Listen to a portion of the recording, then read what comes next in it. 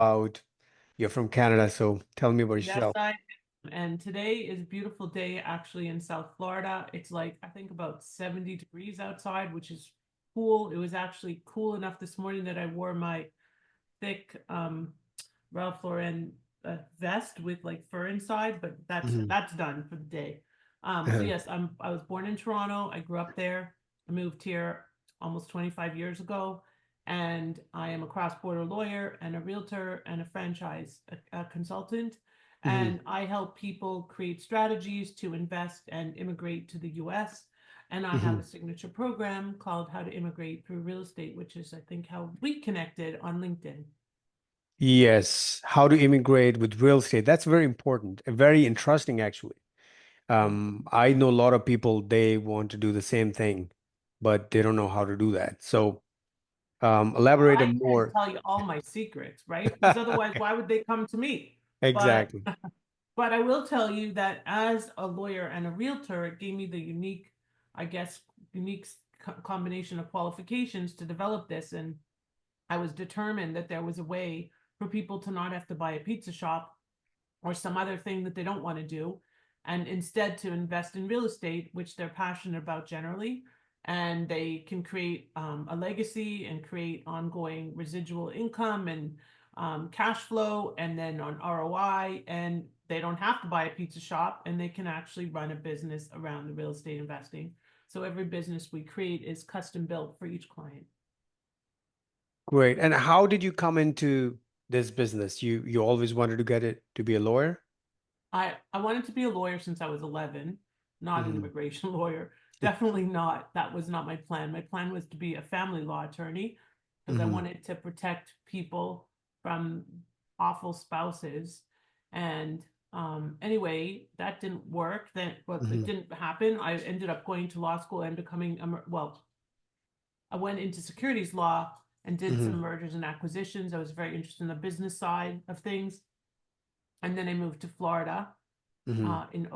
originally I moved here in the 90s, then I moved back to Canada and I couldn't Hmm. handle the cold, so I've been here since 2001. Hmm. And I, I became an immigration lawyer. This is Hmm. not a story you hear every day. Can't make this shit up, as I say. I became an immigration lawyer because my now ex-husband was deported on the way back from our honeymoon to Thailand. And he was deported at the Chicago O'Hare Airport. And I was at the time devastated, but it turned into my silver lining and prompted me to become a concierge immigration attorney. And the title of my book that I wrote on business immigration is called Finding Your Silver Lining in the Business Immigration Process, because that's what I did. Sorry, what's called finding your Finding your silver lining in the business immigration process. It business talks about all the immigration? different business visas and how to get them, and has Hmm. all kinds of charts and stuff. So I wrote that in 2017. It's a bestseller and it's still available on Amazon. It's a great little resource for people for sure. Great, great. So they deported him because he was not a green card holder? So I didn't have my green card at the time either. I was here on a H-1B at the Hmm. time, and I was in the process of getting my green card.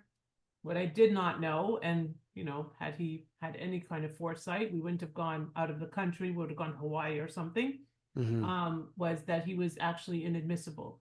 And he had sold illegal Rolexes in the Cavendish Mall in Montreal when he Wow. was a teenager. And even though it was pardoned and it was obviously when he was a juvenile, um, it was a pardon is not recognized by the US government for immigration purposes, a Canadian pardon or any pardon from outside of the country.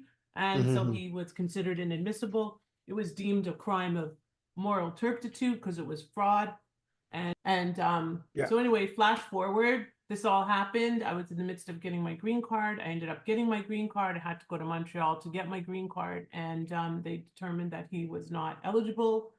And actually, on our honeymoon, the additional piece of information that I didn't share was that he was put in immigration jail, expeditiously removed, and subsequently deported. And yeah, so flash forward, it turned into a silver lining because now I help other people avoid a similar fate and created a strategy to allow them to achieve their goals through what they're most passionate about. Okay. So when you start this business or being a lawyer, you help a lot of people, but what kind of challenges you faced initially, or do you still face it now? So I'm not licensed in Florida, and Mhm. I went to law school in Canada. And so as a result, unless you meet certain criteria, which at the time I did not, you you can't get licensed in Florida. So initially it was challenging, even being working in-house in a corporate setting before I became an immigration lawyer was challenging because I wasn't licensed in Florida. But Mhm. again, I just turned adversity into opportunity and created a streamlined strategy that now is very well received. It takes time to build your following, to build your marketing, to build your brand, certainly build your brand. And people would kind of look at me and be like, "What? Like you did what? How do you do that?" Very skeptically, like, "Are you sure?" And of course, the first time we did this, I was sitting like on my fingernails, like literally worrying, is this going to be approved? Is this visa going to be approved? Has is what I created real? Because you don't know. You're Mhm. putting people are putting a lot of their um, faith in you to take them through the journey. And if you fail, you not only fail in their journey, but you fail for their family. So there's a lot of pressure. So thank God I'm 13 for 13 and counting. And we really do look after our clients every step of the way. And what are these investors coming? Where this they're coming from? They're coming from certain countries or certain Most continents? so far come from Canada because it's just a natural fit because they trust me implicit or instinctively, I guess. Hmm. Now we have some investors from Israel, from Mexico, Colombia, from the UK. It's really about where there are people that are most interested in investing in U.S. real estate, and then you actually give them this bonus, huge bonus of a visa in the process.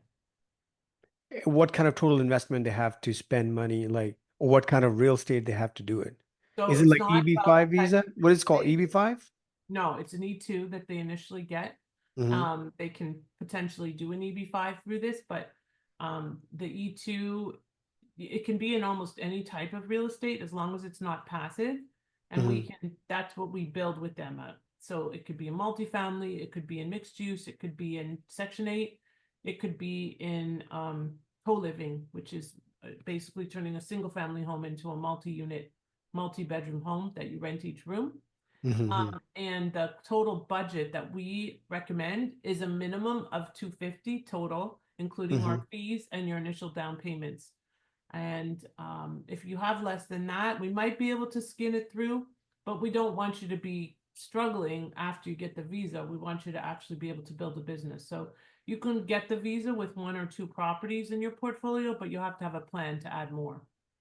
Okay, got it. So it's not an active, sorry, inactive real It cannot estate, be like inactive. passive income. It has Right. to be a running business, like Correct. And Airbnb, one of the sometimes, examples. pardon me? Airbnb is also one of the examples. Airbnb can work.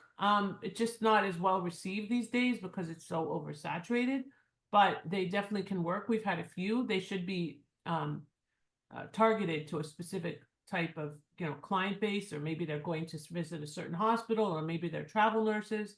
Um, it's important that you can incorporate passive investments into the portfolio, but they can't be the crux of the investment. Yeah, I think we spoke about it before. So I know a little bit about because I have done the process too. So what is this called, like EB5 or No, it's E2. E2? E2. E2. But you were mentioning about some other program like to get the green card. What is Oh, called? so if you happen to have a master's degree, for Hmm. example, or some type of advanced degree beyond bachelor's, we can possibly, depending on the business model we create a strategy that will allow you to access a national interest waiver eventually. Like, for example, if you're creating affordable housing Hmm. across state lines, that can be in the national interest. So we look at all the criteria. There are ways to build this into an EB5, especially if you have a partner. Hmm. Um, it's all about the strategy. We always focus on strategy and flexibility because you have to be strategic and Hmm. flexible. And if you're not either of those, you're not going to be successful. Yeah, that's more interesting because with the real estate transaction or purchase, you can get EB, not EB5, a green card, Well, which not is exactly. okay. So you cannot buy real estate and get a visa, a green card. Yes. Hmm. EB-5, what they do is they sell you a condo unit, then you borrow against that condo unit to invest into the EB-5 project. The condo unit itself is not the EB-5 investment. Hmm. But in your program, what you're offering, The E2? financial interest waiver. Yes, yes. So that's where you prove that um, you are a good citizen. You can be a good citizen. You're helping people. This is how it works. No, it's based on creating something that's in the national interest. So Interest. Yeah. what qualifies as the national interest depends on the type of business that you're creating. So, Hmm. like for example, as I mentioned, affordable housing, that's in the national interest because there's a lack of affordable housing. So if you're creating Yes. affordable housing and you meet the criteria, we can possibly pave a path to a national interest waiver. Yeah, makes sense. Makes sense. So, what kind of potential client you should contact you, and how much total investment if they want a green card, not the E2, The the green card total. is different, and I can't tell you about the investment because everybody's case is going to be different. If they're going for a national interest waiver, the investment's going to be different than if they want an EB-5, and it's going to be different if they're going to do it with a partner. So Hmm. that part is discretionary depending on the particular client. To get an Okay. E2, you need about 250,000. So clients that don't want to buy a pizza shop and don't want to be running a separate business but really love real estate as a path, that's a great client. We also take you through, I'm also a franchise broker and a realtor, so we take you through the whole journey. If you want to buy a franchise or you want to expand your business here. I was talking with somebody this morning who want to expand their construction business into the US. So we can do pretty much anything. I have a client now that has a flooring company. I have another Hmm. client that has a tech company. So it can be in any industry. It just so happens that how to immigrate through real estate is kind of our a unique business model that nobody else offers. Great. There are a lot of attorneys doing the E2 visa and EB5. So, what makes you unique? Well, I work with other attorneys because I no none of them actually offer the full scope of work that we do. So I Hmm. collaborate. My biggest referral source is actually immigration and corporate lawyers because I give them a way to give real estate investors the answer yes when they say, "Can I get a visa through real estate investing?" And most of the time they say no, and now they can say yes. So they get the opportunity to work with more clients.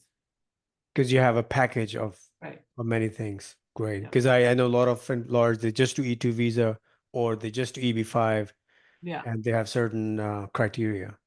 Yeah, Great. no, we are not like that. We are a very low volume, high touch company. We have very few clients because of the level of service that we provide to them. Hmm. They can access me pretty much all the time, sometimes to my detriment. I have clients that have stayed at my home. You know, you can't say that about most lawyers. So that's just who I am. It's the way I deliver service, and parts of our business are scalable, but that part is obviously not because that's based on relationships. So you don't have any geographical restrictions, right? You can No, work anywhere. correct. It's like nationwide program Nationwide.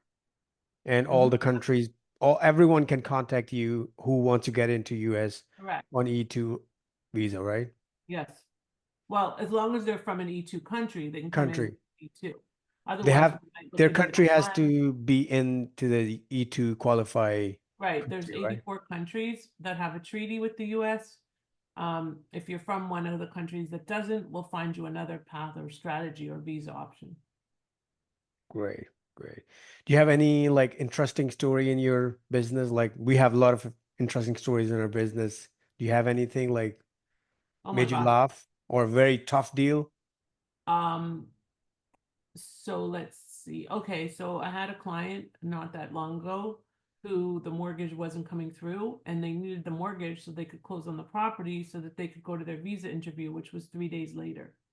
So they needed to close and have it in their portfolio because it was in the business plan Hmm. as a property they owned. So we had to scramble and find alternative financing options within 3 days, which is Hmm. kind of challenging, right? Usually it's about 30 days, maybe 2 weeks if you're lucky, but we got Hmm. it done and she literally closed like 2 hours before her interview.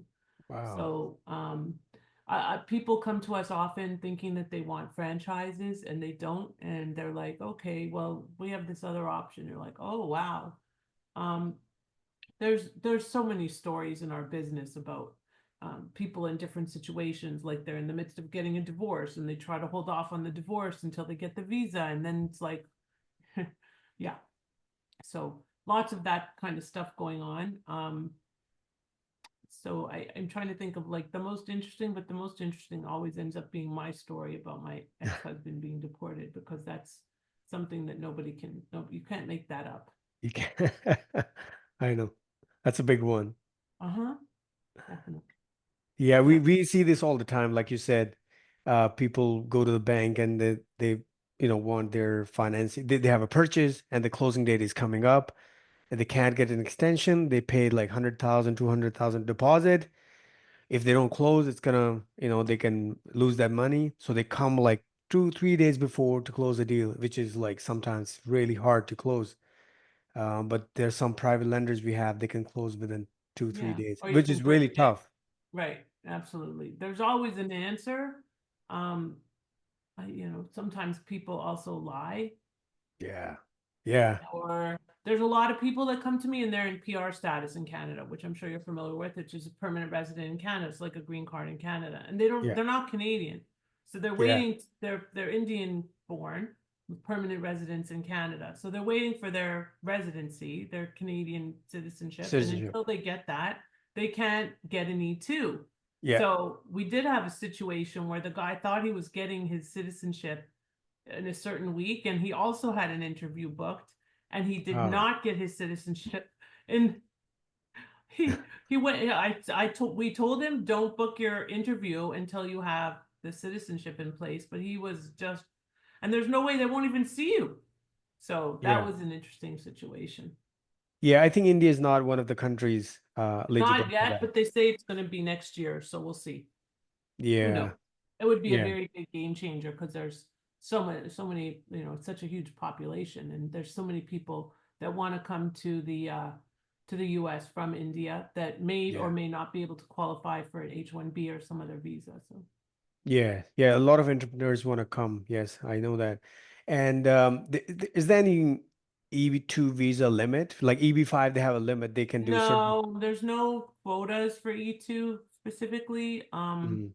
But you never know what might happen with the new administration. What's the EB5 limit like per So year? I think it's 10,000 per country. So right now, China, India, and I think Vietnam are over quota. So if you're Indian born and you get it, you Indian, even if you're Indian born Canadian, Hmm. green cards go back to your country of birth. So you're on a 13-year wait for a green card. Oh, wow. So it's not where you are citizen, Not like you're citizen not of. for a green card. No. Hmm.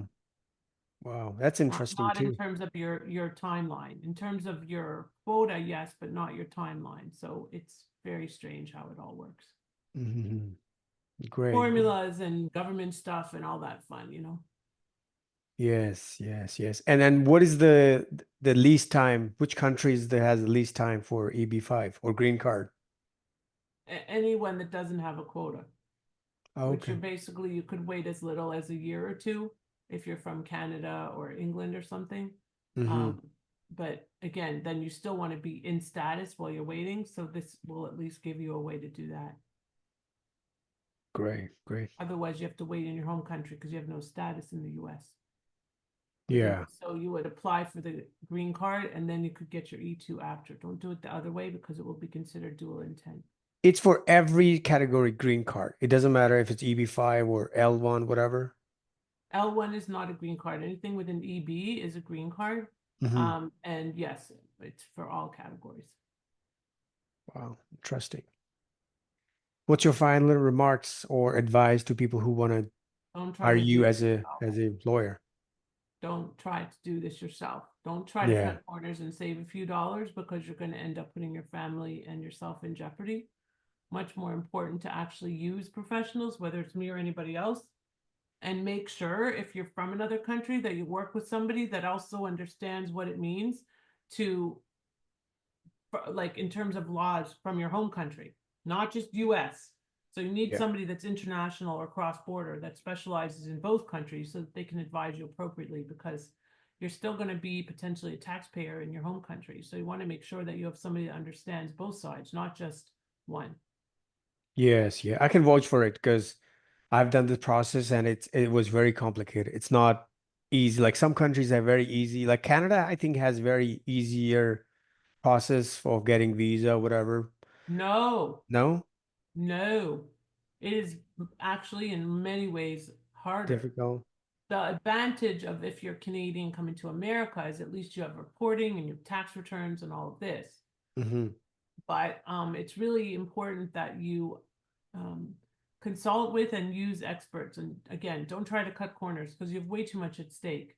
So it's worth investing, and don't piecemeal things, because when you do that, things get lost in the shuffle, and then A doesn't know what B is doing, B doesn't know what C is doing, and there's this chain, and every little step counts, and then you end up losing the result. And also remember that getting your visa is only the first step. Then you actually have to build your business and create a strategy for what happens next. And that's what we do from the beginning.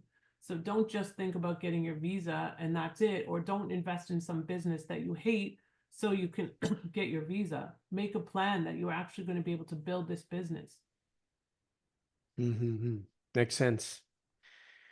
Okay, Lauren, thanks for your time and advice. And Everything we do is basically under investing across borders. Our email is hello@investingacrossborders.net.